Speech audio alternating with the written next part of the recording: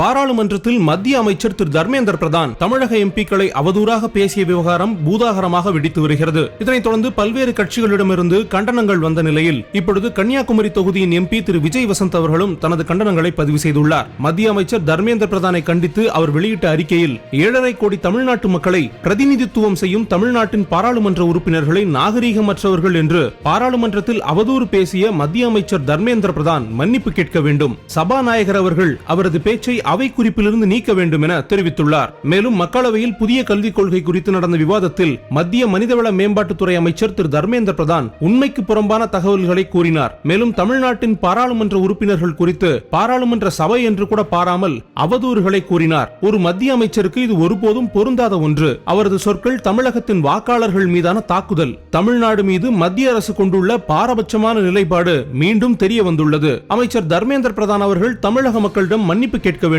தவறும் பட்சத்தில் பிரதமர் அவர்கள் திரு தர்மேந்திர பிரதான் அவர்களை அமைச்சரவையிலிருந்து நீக்கம் செய்ய வேண்டும். சபாநாயகர் அவர்கள் தமிழக மக்களுக்கு எதிராக அமைச்சர் கூறிய வார்த்தைகளை அவை குறிப்பிலிருந்து நீக்க வேண்டும் என்றும் தெரிவித்துள்ளார். தர்மேந்திர பிரதானின் அவதூறு பேச்சுக்கு பல்வேறு கட்சிகளிடமிருந்தும் பொதுமக்களிடமிருந்தும் கண்டனங்கள் வலுத்து வருவது குறிப்பிடத்தக்கது.